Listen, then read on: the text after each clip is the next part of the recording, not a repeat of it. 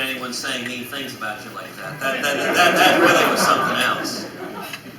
But, you know, one of the great things President Reagan did is he dealt with everything with a smile. Everything that came at him, he didn't take himself too seriously. He kept the focus on the American people. I'm reminded of an exchange. If you haven't seen it, I would encourage you to Google it. When he's president, he's doing a press conference, and Sam Donaldson, a reporter for ABC News, jumps up and says, "Mr. President, Mr. President, you have blamed the problems in this country on everybody else. You blamed them on Tip O'Neill, the Speaker of the House. You blamed them on Democrats in Congress. Mr. President, you're President of the United States. Don't you bear any responsibility for the problems in this country?" And Reagan leans forward with a twinkle in his eye, and he goes, "Well, Sam, yes. Yes, I do. I bear considerable responsibility because for many years I was a Democrat."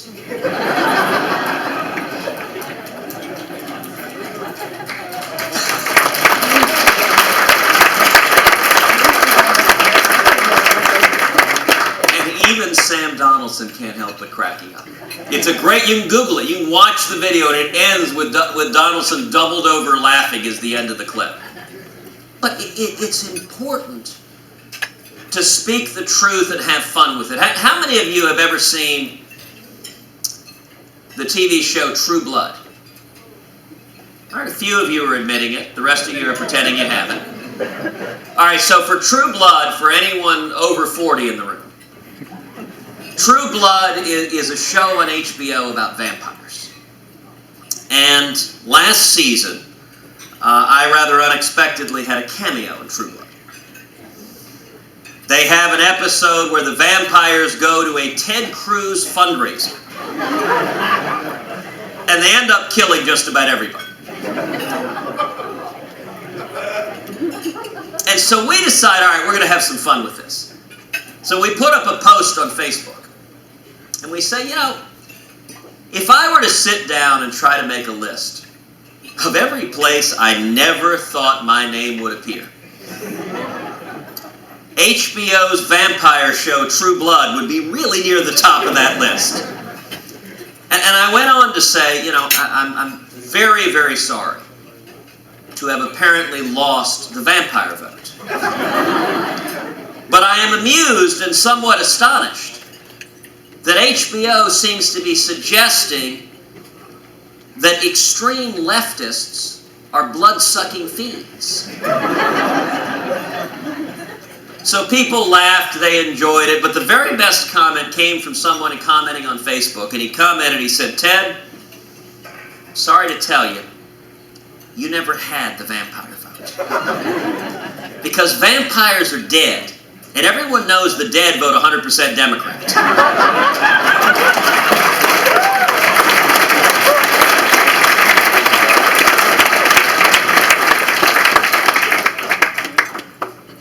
You gotta have fun and speak the truth. What I want to talk to you all about tonight is young people. This is a room of young people, either young in age or young in heart. And I gotta say, by the way, God bless the Young America's Foundation.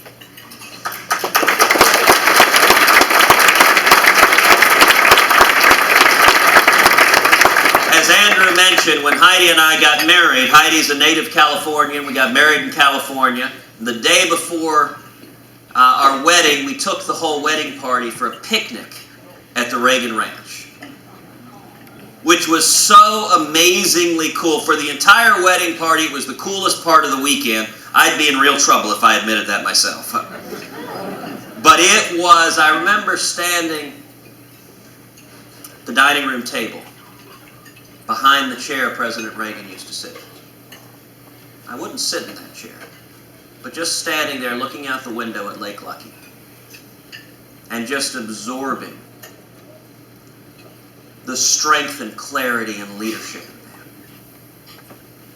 And it's interesting, if you look at reaching young people in modern times, the two Republicans who have done the best job connecting with young people have been Ronald Reagan and Ron Paul. Now, neither one of them was young, rugged James Dean, or I don't know, what's the Twilight reference that would be James Dean? James Dean's about 40 years. What? Taylor Lautner, there you go. Okay, well that works.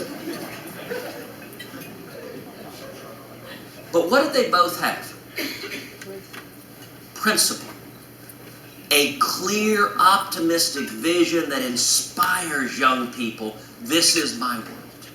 This is what I believe. This is my future. You know, if you were to sit down and try to design an agenda to hammer the living daylights out of young people, it would be difficult to come up with a more effective agenda than the Obama economic agenda. Let me take three simple points. Number one, jobs. For 6 years, young people, you're coming out of school at a time of stagnation. At a time where young people are wondering, am I going to find a job? I'm working for a degree. I'd like to start my career. I'd like to start getting skills. I don't know if there's going to be a job there. Or maybe I get a college degree, take $100,000 in school loans and end up serving coffee in a Starbucks. You know, economists are referring to this generation of young people as a lost generation. Because if you don't get a job at the first step, that's when you get the skills for your second job, your third job, your fourth job, and it stays with you for decades. I'll tell you, young people have a vested interest in getting back to the kind of vibrant economic growth that we saw under Ronald Reagan, the kind of booming growth that means young people come out of school and have 3, 4, 5 job offers from day one. It's your future that's at stake. Now, we all know that young people voted about 70-30 for Barack Obama, both in 2008 and 12. There are an awful lot of young people right now with faded posters of hope and change, sleeping in their parents' basements. Ouch. Let's take a second element. Take Obamacare. Please, take Obamacare. One of the simplest ways to understand Obamacare, it is a massive wealth transfer from young, healthy people to everybody else. And by the way, young people tend to be far less wealthier than older people. So it's literally taking from young people with less money and giving it to older people. And one of the best illustrations of it, if you haven't seen it, I'd advise you to go Google it. Jimmy Kimmel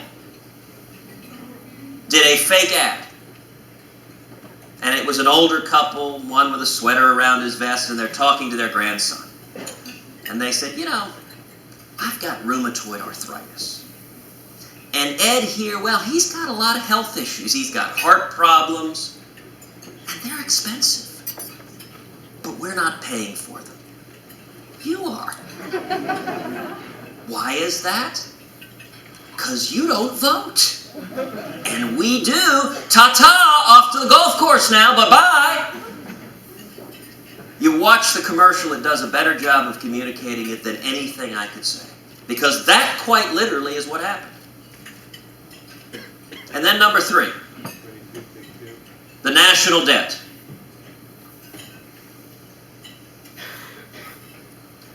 A couple of years ago, I spoke at the Republican National Convention down in Tampa. And I talked about the national debt. I talked about our 2 little girls, Caroline and Catherine. Caroline, you want to wave to everyone?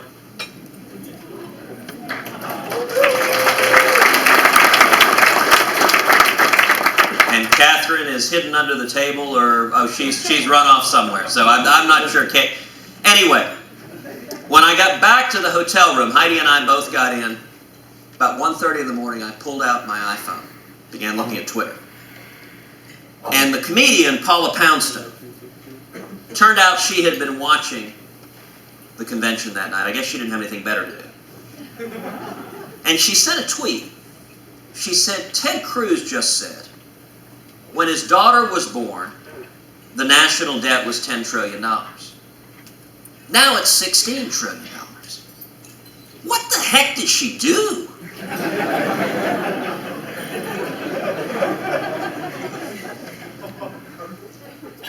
But Caroline today is 6.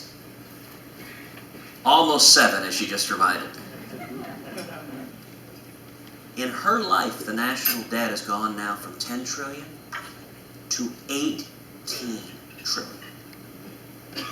It is larger than the size of our entire economy. Let me ask you something. Who the heck do you think is going to pay for that? It is almost... I think every young person, after you go in to vote, ought to walk out and punch your parents in the nose.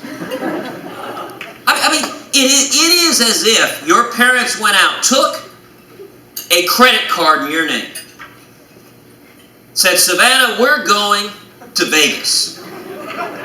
We're going to party it up. We're having a great time, and guess what? You get to pay the bill. If we don't stop what we're doing, every one of you will spend the rest of your lives not working to meet the challenges of the future, but just working to pay off the debts of your deadbeat parents and grandparents. The national debt is a very personal and real issue because every one of you is getting stuck with it. So how then do we change the direction of the country? I'll tell you, I am amazingly, powerfully optimistic. I am convinced we are on the verge of great change. But it's going to come quite simply from the men and women in this room. Young people have always been on the cusp of change. And I'll tell you, the young men and women in this room, there is no limit to what you can do. Let me tell you the story of our campaign for Senate in Texas. Are there any Texans here? All right. When we launched the campaign in January of 2011, I was at 2% in the polls. The margin of error was 3%. But those are our real poll numbers. I came home to Heidi, I was all thrilled. I said, we're at 2%. She said, well, sweetheart, technically, couldn't you be at -1? It's like, thank you, my love. And my opponent in that race was the sitting lieutenant governor, who controls the state legislature, which meant that virtually every statewide elected official in the state was against us. Virtually every lobbyist in the state was against us. Virtually every major corporation was against us. Virtually every major trade association was against us. And virtually every major donor in the state was against us. So how did we win? I'll tell you what we modeled the campaign after. It was Barack Obama's 2008 campaign against Hillary Clinton. That primary campaign. In 2008, Hillary Clinton was the most unstoppable, formidable primary candidate ever since Hillary 2016.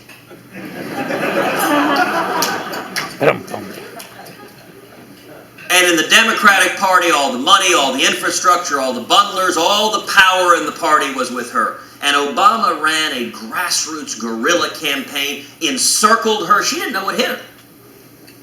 I went and bought Obama campaign manager David Plouffe, his book, The Audacity to Win. Gave it to our senior team. Said, we are going to nakedly and shamelessly emulate this. We're going to do the exact same thing.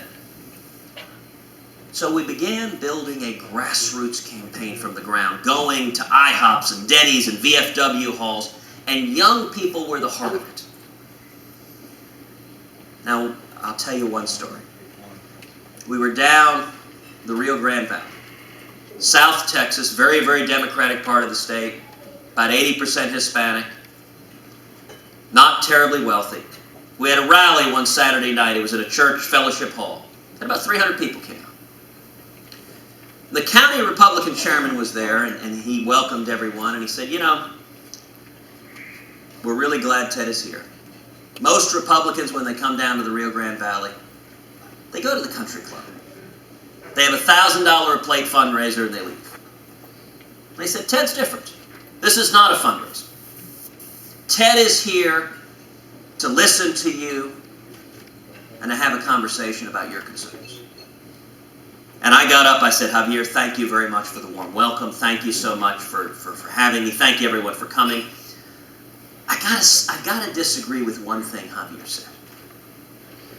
He said, this is not a fundraiser.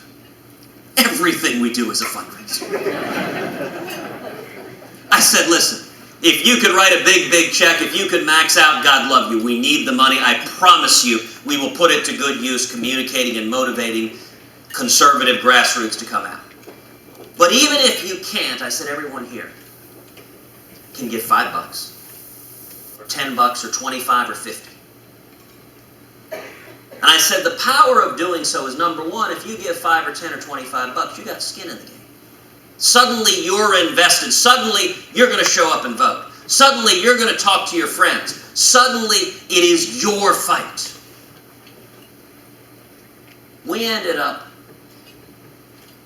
outraising the other campaign. He raised $9 million. We raised $9.5. His $9 million came from 3,000 donors. Our $9.5 came from over 34,000 donors. Now, he ended up, he was also personally worth about $200 million. So he wrote a $25 million check on top of it. Had $35 million in relentless attack ads. How do we overcome it? And this goes to young people also. It goes to having fun, to using humor.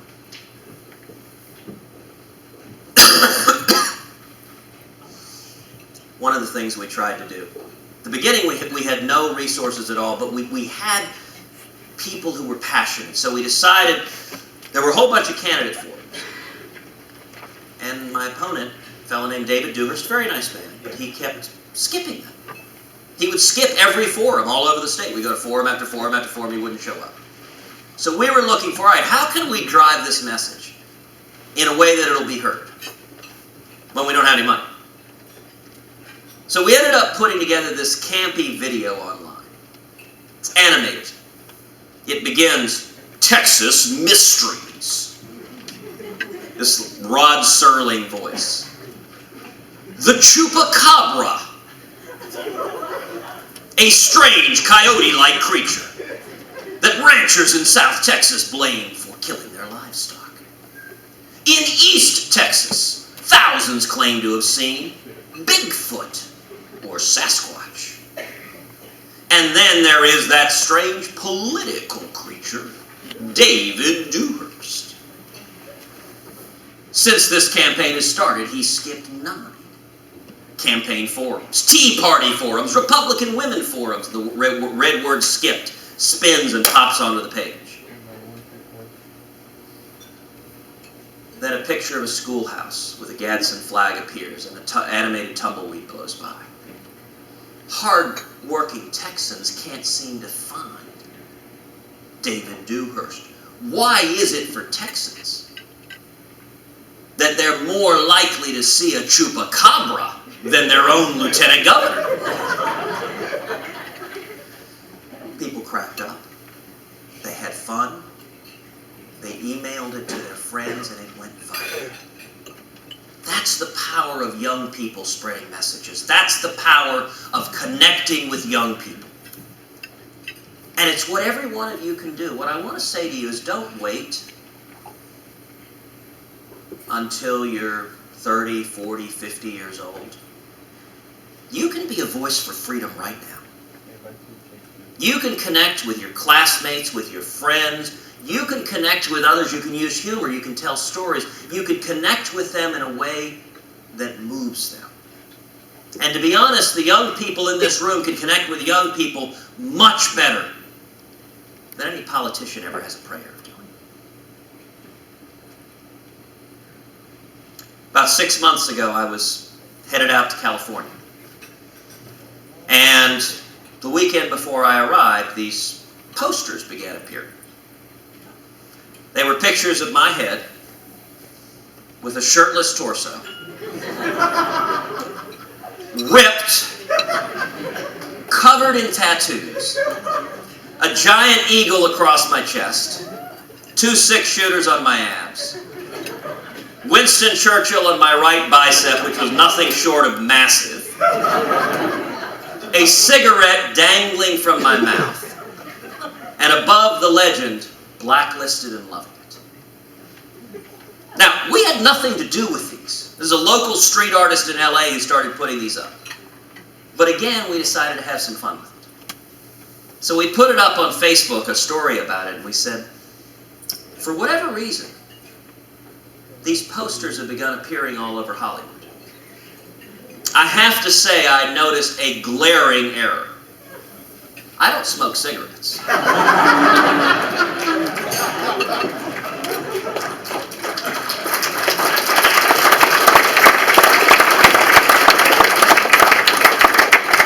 That's what y'all can do. You can connect, you can make people laugh, you can tell stories, you can motivate. You know, when it comes to constitutional liberties, when it comes to the Bill of Rights, it's your future that's at stake. I want to close with one final story. And it's a story of a young person who I admire very much. My dad. My dad was born in Cuba. And when he was in high school, when he was 14 and 15 years old, he joined the Cuban Revolution. Anyone here 14 or 15? Do we have folks? No one here 14 or 15? Yes, where? Oh, right there. All right. So I want you to imagine, my dad was in student council. What year in high school are you in? Sophomore. My dad was a sophomore in high school. He was on student council. He joined a revolution. He joined Fidel Castro fighting against Batista in Cuba. Imagine being 14 years old fighting in a revolution. He began throwing Molotov cocktails, spreading propaganda, fighting in a revolution. Now, he didn't know Castro was a communist, and none of the kids fighting knew that Castro was a communist. But then when my dad was 17, they threw him in prison. And they tortured him. They beat him halfway to death. And so when he was 18, he fled Cuba. Anyone here 18? All right, 18. Okay, I want you to envision. 18 years old. He went and lay on the back floorboard of his dad's car. His father drove him to Havana. He got on a ferry boat. Took a ferry to Key West. And then a Greyhound bus to Austin, Texas. He couldn't speak English. He didn't know anybody. He had $100 something into his underwear. And he got a job washing dishes, making 50 cents an hour. And he worked full-time. He paid his way through school full-time. And he went on to start a small business to work towards the American dream. Now, he was a kid. He was a kid when he was fighting in the revolution. He was a kid when he was alone in a country where he knew nobody.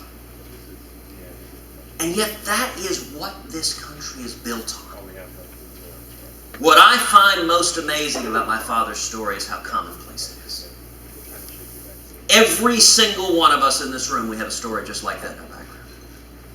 Every single one of us. We could walk up here one at a time, whether it's us, or our parents, or our great-great-great-grandparents. What ties America together is we are the children of those who risked everything for freedom. And that's what ties this group together. I am convinced we're going to get back to the principles that made America strong. To the founding principles, to the free market principles and constitutional liberties that built America into the strongest nation in the history of the world. And I'm also convinced that the young men and women in this room, that you have it in your capacity to lead that fight. Sociologist Margaret Mead said, "What makes you think a small group of committed people can change the world?" Answer: it's the only thing that ever has. How do we change the world? It's each of you. And I'll tell you, when they were saying those things about Ronald Reagan, there was a group of young people just like you who saw what he was saying and who were inspired and who rose up and said, I want to make sure that the same freedoms my parents had are there for me and my kids. It didn't come from Washington. As you saw in the video, Washington despised Reagan. It came from the American people. So I just want to encourage you to be a passionate voice for freedom, to use your voice now to persuade and move other young people. That's how we turn this country around, and I just want to say thank you for your love of freedom.